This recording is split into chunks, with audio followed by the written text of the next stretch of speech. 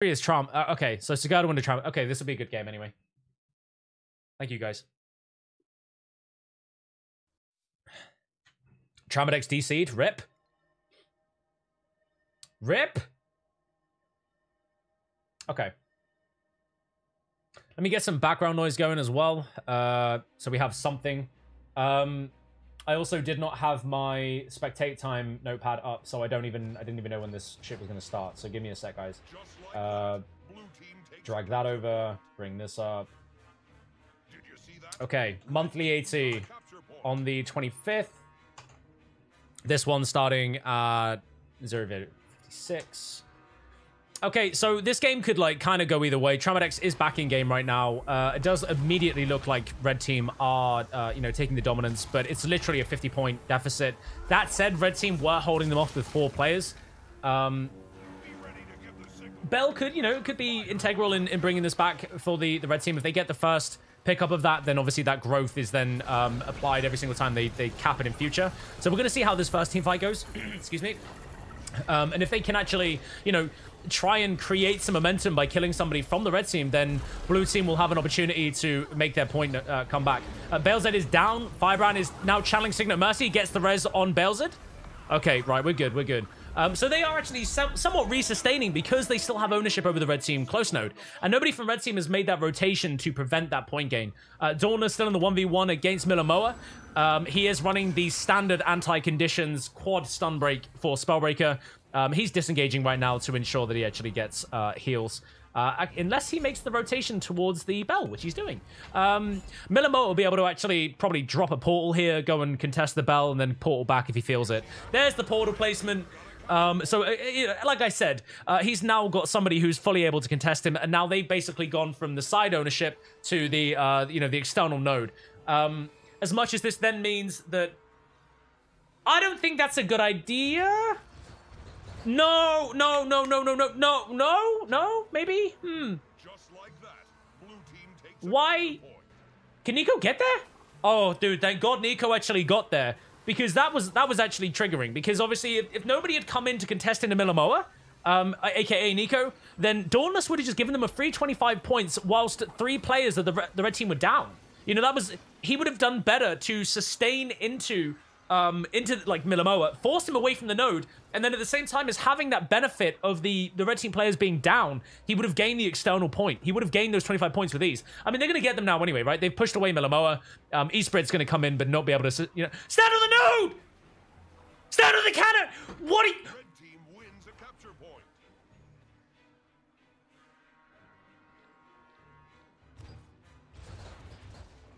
Wow. Okay. Blue team ring the bell. Not really sure why they delayed that so much, or why 5 of them decided to group up down there. I know Balezed was low, but, like, come on. I mean, the Firebrand was there to answer to it. Somebody should have picked up the node. That was really fucking weird. That was too much time wasted. That gave, like, red team too much time to mobilize. Anyway, I haven't really gone through this. Esprit is playing Scourge Necro. He's running Carrion Amulet with Wells, so possibly running Blood Magic. Yeah, Blood Magic, which is going to be able to allow him to siphon health on his attacks, and also to gain the passive benefit on Well of Blood, you know, the lesser cast, as well as his active cast as well. Tenebrae is the Power Share Revenant, so he's a rotational damage dealer. Maxi Flash is a Firebrand support who is sustaining the Scourge Necro, which is Esprit. Milamoa is a hybrid damage dealer, Mirage, so you'll see he's running Sage Amulet. Tons of self-sustain as a bruiser. Will be able to have side node ownership in a 1v1, especially into a warrior. Traumadex obviously playing Trauma War, which is his theory craft of, you know, side node ownership as a spellbreaker. It's very offensive. It runs Sword Shield and Great Sword, and then you also run Signet of Stamina. I think the Shake It Off choice can actually be substituted for something like Berserker Stance if you wanted to. It's literally just an alternative condition removal ability. And then you have Bull's Charge, which is his offensive utility and Rampage. So ultimately, the red team do have a meta comp. They have pretty much 3-node contest, especially when you have a 4th node that gets added. So, like, you know, even in, like, things like Temple, having a duelist or bruiser heavy comp is actually very beneficial. The blue team have a Firebrand support. The difference being that this Firebrand is running Signet of Mercy. Maxi Flash is not running this. So if anybody goes down, Maxi Flash has to teleport onto that player and try and res them. If he does not get that, then he's kind of at a deficit. He's putting his team at a deficit. So it's always the Signet of Mercy res that's going to be the biggest play here on the blue team. I mean, right now he would be able to be over here and res Nico, but obviously it's on cooldown for another 6 seconds. Nico is free casting, is playing Sage Amulet with Chaos, so obviously running Staff. He is effectively a hybrid node ownership bruiser. He's looking for 1v1s, not 1vx. Necro with Potato is Scourge Necro, so I didn't even get to see his health pool, so I can't even make a prediction, but it's Deadshot with Curse of Soul Reaping. He is being, as I said, supported by the Firebrand, which is personal heal bot. Belzed is a rotational damage dealer. He's a Power Shiver Rev. And Dauntless is playing, again, the side node owner Spellbreaker. So he is looking for, 1vx engagements, and he is a duelist. The game has been underway for approximately 7.5 minutes, and at the moment, it's only like a 45-point deficit. So I know that the blue team could probably bring this back, especially considering the blue team did pick up the first cannon. So what this means is that the blue team will get 50 points next cap. If they actually do manage to get this will obviously equalize them back with the red team. They want to make sure that they get as many potential kills in this time as possible leading up to the bell coming up, which is in the next 10 seconds. It will become active. As I believe. Please don't let me be wrong. No, okay, it's in 25 seconds. Fuck! So red team are, they're rotating. Milamoa is actually being very mobile at the moment. He's not prioritizing the team fight that is taking place outside blue spawn. He prioritized the cap of the close node in order to maintain that point gain, that passive point gain for the red team. Again, as I said before, that when you're providing mobility to your team, if you are the most mobile, if you are the one that can do the most in terms of getting around the map, then that should be your main focus. Is pretty much decaps, caps, and essentially sneaking off when you lose a team fight. I believe that Dauntless should be able to get Milamoa away from this node, if not baiting him into using distortion or something like that, which will give him those last 2 seconds of decap. Maybe even Milamoa will use Torch 4. And that in itself will be Dauntless's opportunity to get that decap. He needs to pressure him to the point where that's forced. So he needs 1 second now, and Dauntless should be able to get that. He needs to be really careful with the use of phase retreat, though. He actually backed out of the node there. There's the last... There we go. So he used distortion. Dauntless baited out. Now Dauntless is actually safe to disengage for up to 15 seconds, and he can resustain himself before Milamoa recaps the node. So you'll see Dauntless probably make his way back in here before the end of the engagement. Or he can disengage massively like that. Okay, blue team are contesting the cannon right now. They are actually winning this. Esprit is going down. He gets stomped. Red team are forced for the disengage. Tramadek's still hanging around to actually try and prevent the immediate cap so that the red team can make something happen. This is actually going to equalize. If they can get Tramadek's down right now, that's really important. Tramadek's rotating off, getting picked off by Belzed. Belzed abused. He abandons the node. Does get the downstate on Tramadek's. Everyone's going to come over on the CC. Firebrand is going to come in for the stomp with the stability. And here we go. Get that.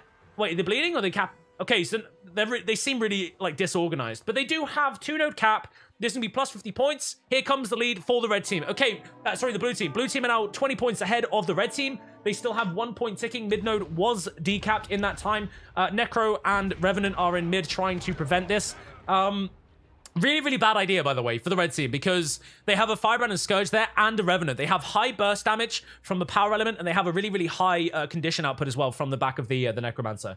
Nico is free casting, did just go down on the 1v1 into Milamoa. So red team will pick up the blue team close. You can see that Belzed is not interested in actually rotating into this node. He just wants to try and make something happen where he already has, excuse me, teammates. Now, this is also something that's very bad from the blue team perspective. They have abandoned the mid node. So at this point, you can see that both Tramadex and Milamoa arguably would have run towards that node. Milamoa was ready to actually rotate towards mid. He saw that Tramadex was making that rotation as well. Luckily, the blue team did manage to get there before Tramadex was able to get the full decap on that node. So actually, they've managed to keep it in their favor and keep their lead ticking. But Milamoa could quite easily have probably dropped the portal on the blue team close and rotated mid, got the decap, and then dipped right back out again whilst that team fight was happening on this node over here. Again, we can see a 3v3 Necro Firebrand, so you have the mirror matchup, and then the damage dealers are Tenebrae, which is a Revenant, and Balezed, which is a, Dauntless, which is a Spellbreaker. So the red team actually have more sustainability, but the blue team have, the blue team have more sustainability, the red team have more burst damage.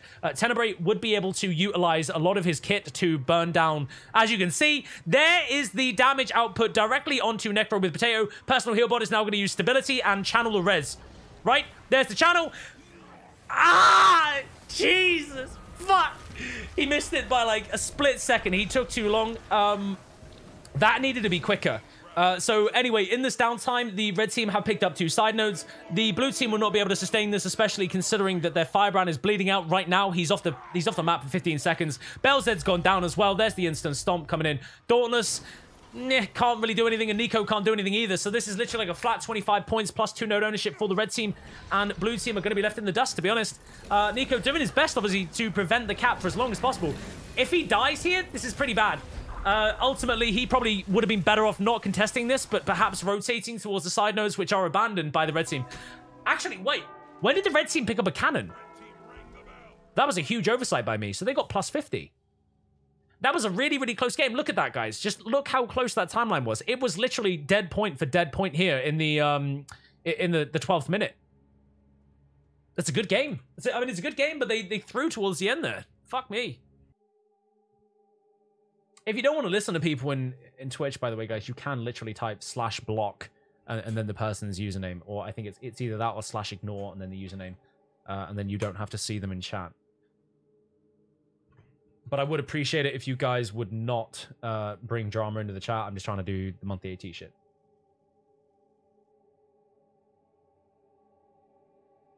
/block Jawgeous. I was actually going to make a meme and just say block me so you don't have to fucking hear me, but you still have to hear my voice, so... Unfortunate. Just because Syndrome is in my chat doesn't mean that he didn't quit. He still did quit Guild Wars 2. Try and clear your cache, Tenenbrook. Or Torben. Or the cache. When we see the rev changes, I speculated there might be. It will be this Tuesday coming. I think literally in a few days. Like the 28th when the season starts. Okay, so... The red team, aka rank 55's team, is Frostball playing what looks to be full Carrion Mirage. Is he using staff? No, he's full offense. So he's Axe, Torch, Sword, Pistol. Char Big Boy, aka Teapot, is going to be running Curse's Soul Reaping with Deadshot. I guarantee you there's Deadshot and there is Curse's Soul Reaping. Aoki Payne is a Power Shiver Revenant. He's a rotational damage dealer. Cookie Big is a Firebrand support running Signet of Mercy. He fucking loves it.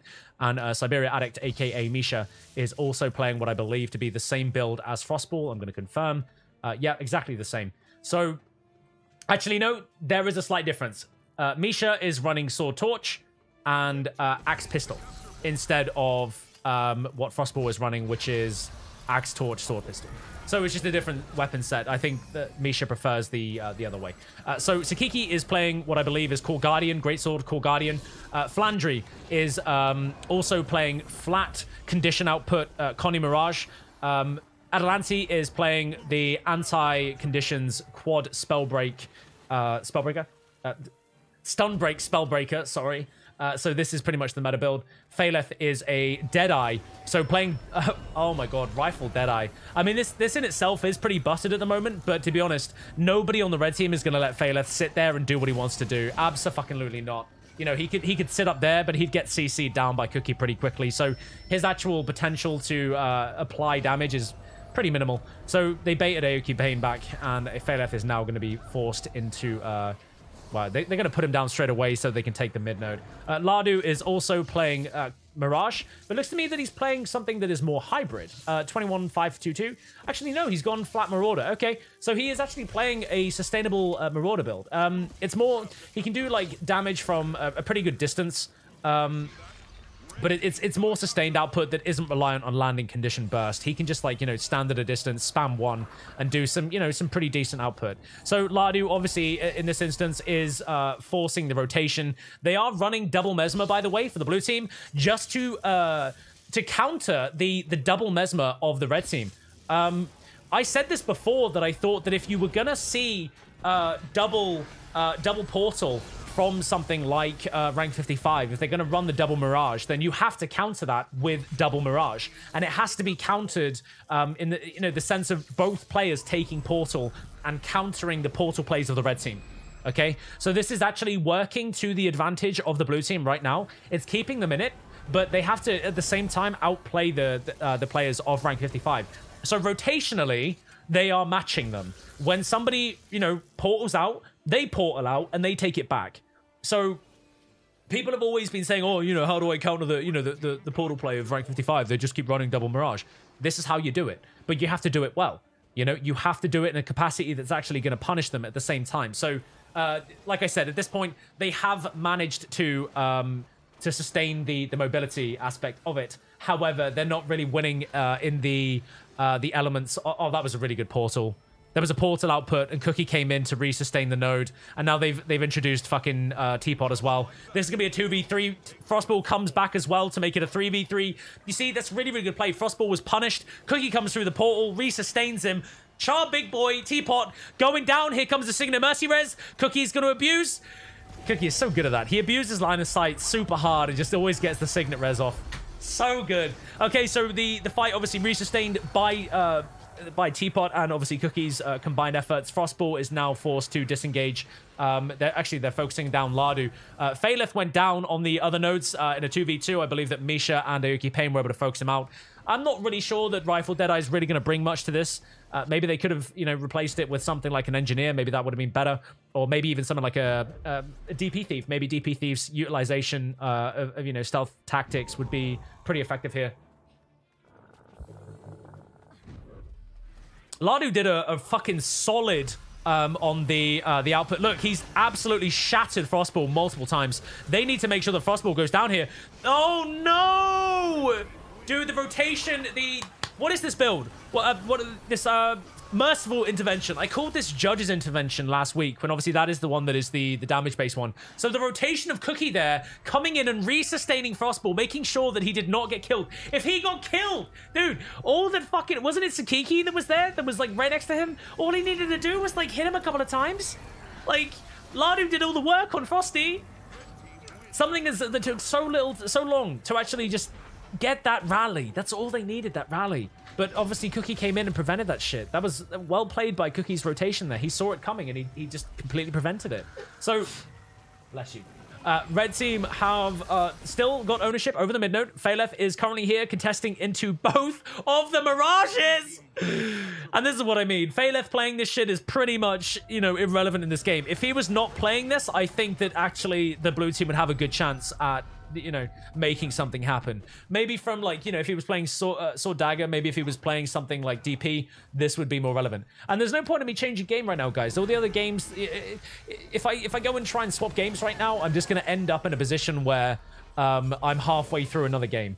So, I'm much more focused on just getting the output at this point of this game. Aoki Payne did go down once again, rezzed by Cookie.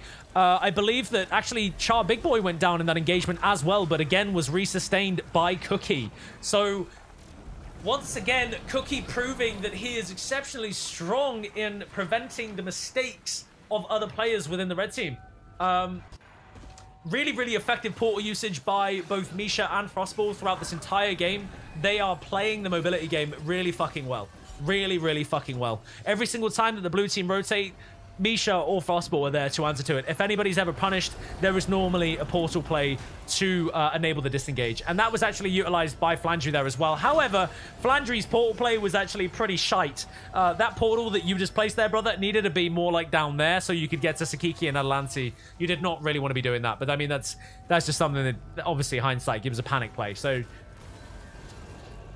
why do you want to play Revenant against Double Mesmer? I can't understand. It's heavy burst damage that actually punishes both the Guardian and the Scourge. It's the combination of core Guardian and the output from...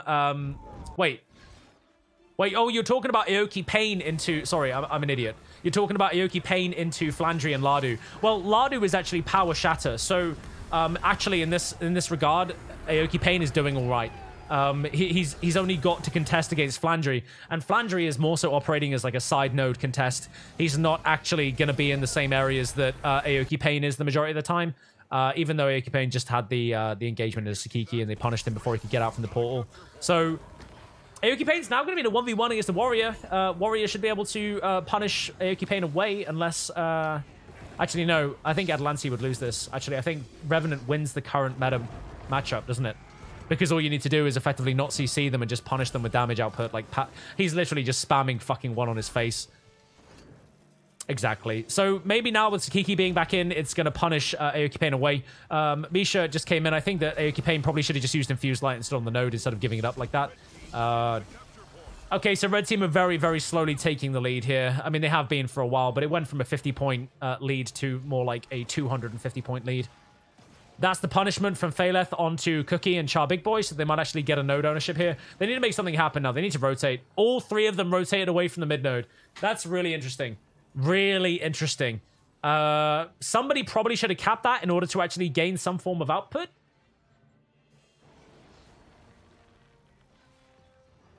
Aoki Payne could stand to lose this engagement as well. Flandry and Sakiki are actually looking pretty healthy. If they actually turn back onto Misha, this would be really good. If they continue to punish Aoki Payne, actually, he does not have Infused Light. So he goes down. Misha might be next. They need to bear in mind Cookie is coming out of base. Cookie does have Signet of Mercy. So if he makes his way middle, he might actually be able to res either one of these players on the mid node. Frostball is obviously holding off for this. Cookie's coming in with the Signet of Mercy right now. No? Wait, what? There's the Signet of Mercy. He failed it. He cancelled it because he saw Aoki Payne die. So that was really clever as well. Cookie was actually looking to see what was happening with Aoki Payne, and he was trying it, but he did not let it go through. He cancelled it at the last second so that it would not be wasted and off cooldown. So Aoki Payne is now coming out of base. Blue team have picked up 2 side nodes in this time. They had Frostball down. They had Cookie down. They had Char Big Boy, a.k.a. Teapot, down, and they were making the most of the numbers advantage. Phaleth has gone down once again. I think Phaleth has died like 6 times or something in this game. It's punishment, man. Like, it's the reason that like Deadeye is OP in solos is like nobody focuses it, but when you put it in a monthly AT context, it's not going to really be able to do anything. You've got Aoki Payne that can jump on you. You've got both Mirages that can do something to counter you. You know, he's really not able to do what he thinks he can do. Or maybe he's running Pistol Whip as well.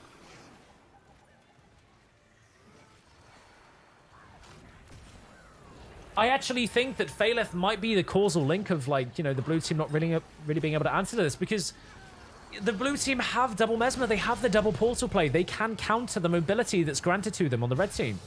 They could actually be playing something else, man.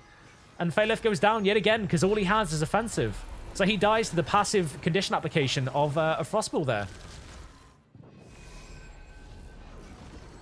I mean, it's to be expected to a degree, but like what we saw at the beginning was actually really, really high sustain from the blue team. We really saw something that could have happened here. Speaking my mind, I think that if anybody wants to contest into rank 55 in the final, they most definitely need to run double Mirage. They need to be able to answer to the the mobility play of the double. This is the disrespect right here. That was... he didn't even use... Frosty just BMing the fuck. Like... Can you show Frosty's build? Zardens, it's literally the build that is meta right now. He's running Rune of Nightmare, Carrying Amulet. Actually, I mean, sometimes you run Rune of Adventure, but, you know, he's running Dueling Illusions and Mirage. I think that that's pretty much the meta build. He's still running Axe Torch, Sword Pistol, Energy Doom, and Doom and Energy. So, the same shit.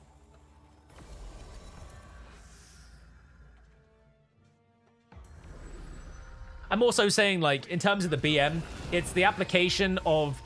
you know, using the portal to actually be offensive instead of using it as a mobile or a mobility play. But to be honest, they had such a lead that it's to be expected. But that game took 12 minutes. I honestly think that, you know, the blue team could have actually stood a chance if they had something other than the Rifle Thief. I don't think the Rifle Thief really brought much, simply because the Mirages jumped on him every single time that he tried to do anything. You know, that's just the way it is. Okay, here we go. So this game is starting at 1:48.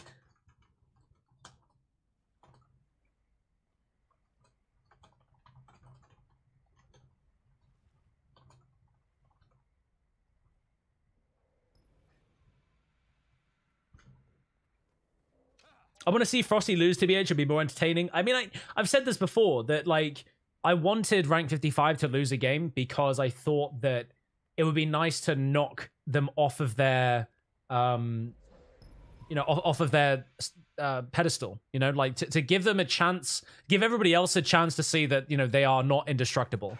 So, Cookie is, wait, that's not Cookie. What am I doing? Cookie! Give me the ghoulies, dude. What?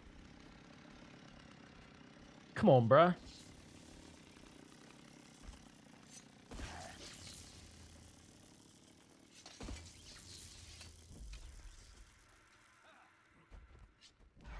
Frenchies versus 55 with Teapot and shit. I mean, yeah, it's a full French team, isn't it?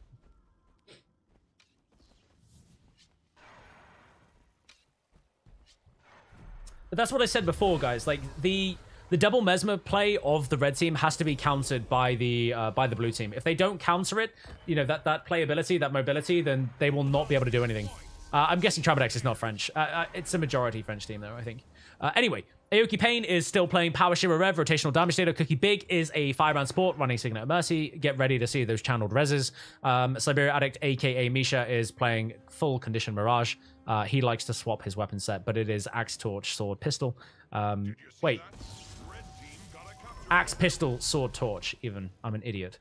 Frostball playing exactly the same output, but with the swapped weapons, so Axe, Torch, Sword, Pistol. And then Char Big Boy, aka Teapot, is playing Scourge, Necromancer, and he is the team fight damage, which is going to be being sustained by Cookie. Blue team, they have Milamoa, who is the hybrid damage output. He is running Sage Amulet, and he is doing both, sustained power and condition output whilst healing himself for a fuck ton every single time that he casts False Oasis. Tramadex is playing Trammel War, of course. A side node owner looking to have 1vx engagements and to prevent caps of nodes. Esprit is playing the Necromancer build that he was playing before. So Carrion Amulet, he has 30,000 health, and he does have Blood Magic for self-sustain. He will also be applying Lesser Well of Blood whenever he wants to res somebody. He's currently waiting for his Guardian to respawn so that he would not be investing in a 1v1 alone. Tenebrae is a Power Shiver Revenant rotational damage dealer, and Maxi Flash is a firebrand support to the Necromancer, which is Esprit. One thing to note is that it appears that Char Big Boy, aka Teapot, has DC'd. This could be very, very detrimental to the successes of rank 55. Teapot!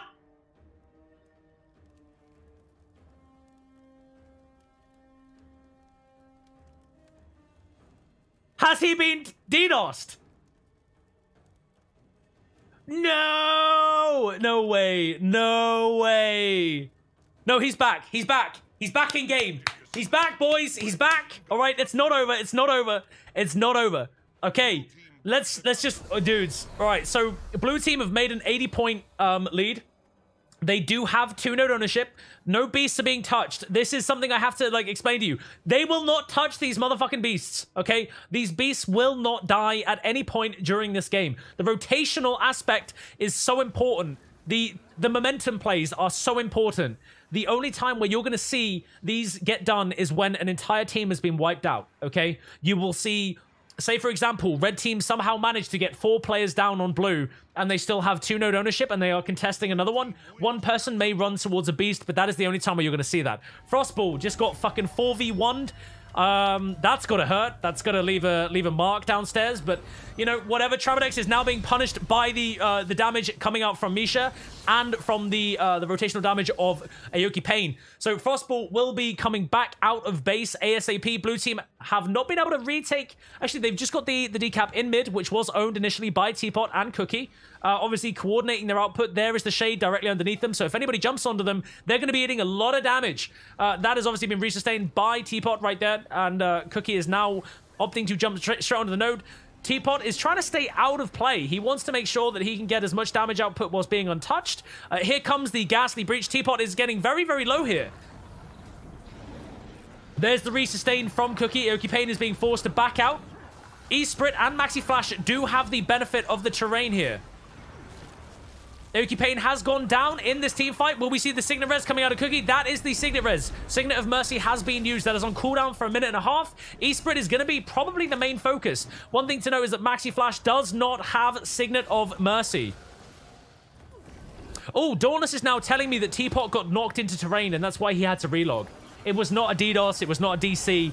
He was forced to relog because of terrain. So I'm assuming that probably would have been a downstate knockback from Tenebrae that caused that. Thank you for telling me that, Dauntless. So as we can see, Red Team have managed to get both the Necromancer and the Firebrand down. That means that the Red Team are now going to be in a 5v3. This gives them map dominance. They're going to... What? Oh. Oh. Now, that in itself is very detrimental to the rotations that Red Team were about to make.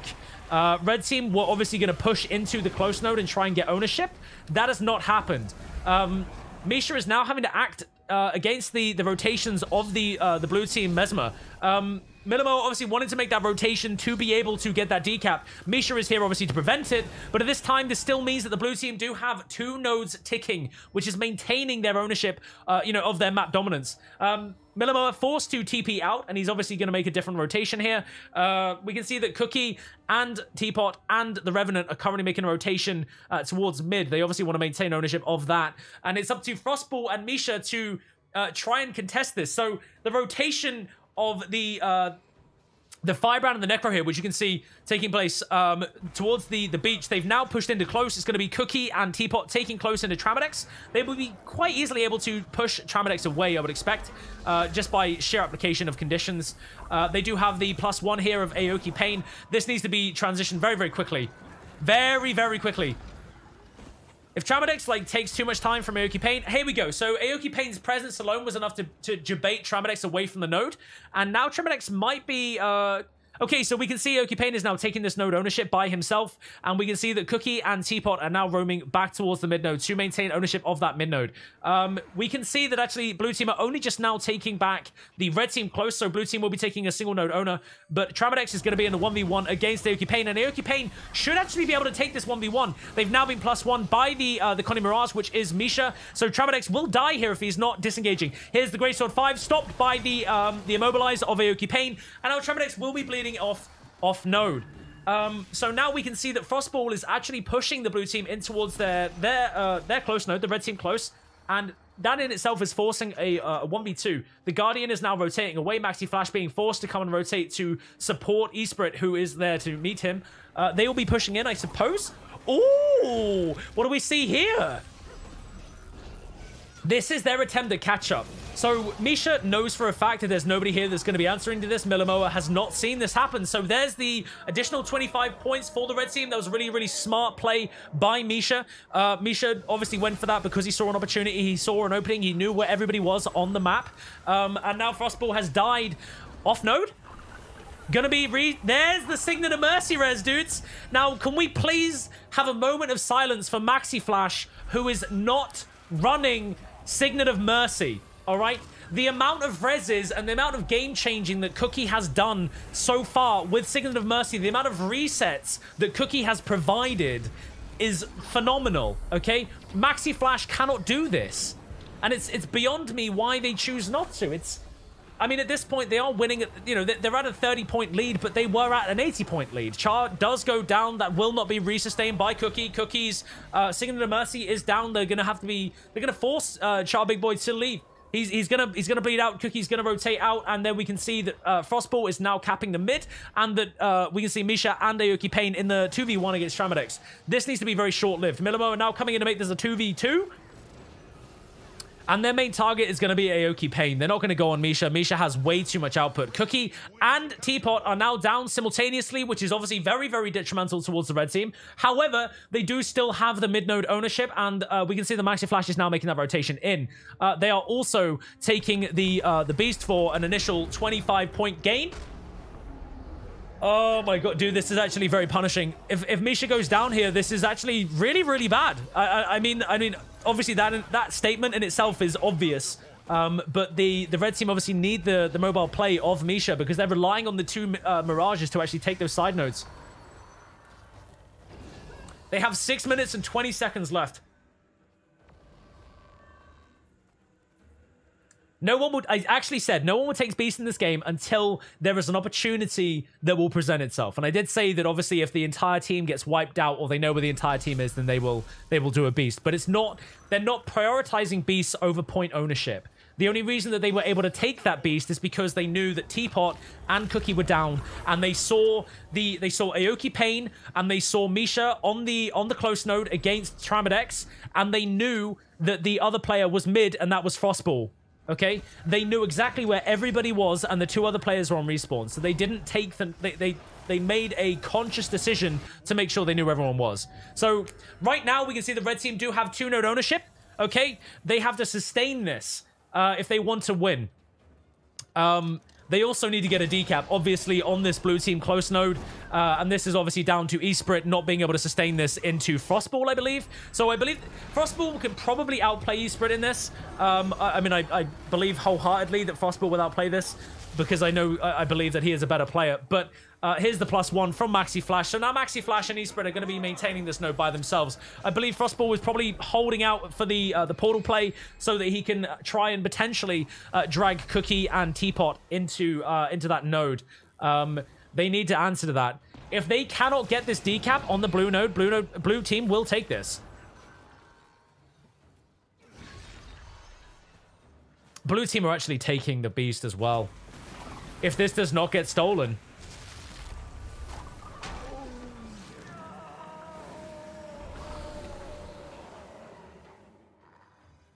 Yeah, Rafi, I saw that. So once again, they saw an opportunity to do so. They saw everybody else on the map, okay? So I think that they're using the Beast more as desperation plays for quick point gain because they don't want to get out-rotated at this last point. But if they get decapped on this Henge node, which obviously the red team are like throwing as many people into this as possible, this is looking like a complete clusterfuck. You have Necro Firebrand, and you have both Revenants here. If they can get one person down, dude, this could be the be-all and end-all. Millamoa is now here as well. At the same point, we have a 1v1 taking place of Tramadex and Frostball on the red team close. Aoki Pain goes down. Cookie being forced to try and get the res. Misha's trying as well. Here comes the res from Char Big Boy. Char Big Boy will follow as well because they're just DPSing the shit out of them. Blue team are going to take the win. Rank 55 are falling. One more kill on Cookie means that blue team take the win.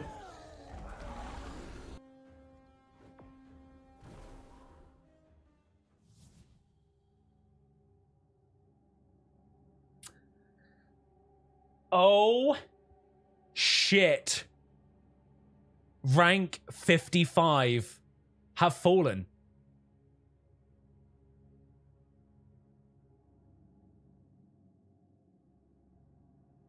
What do I do now? What do I do? Come on, it isn't surprising. Rank 55 basically isn't the same as before. Hey, guys, I know. Okay, like... There is nothing wrong with them as players. Obviously, like, they have lost and swapped and changed a bunch of people.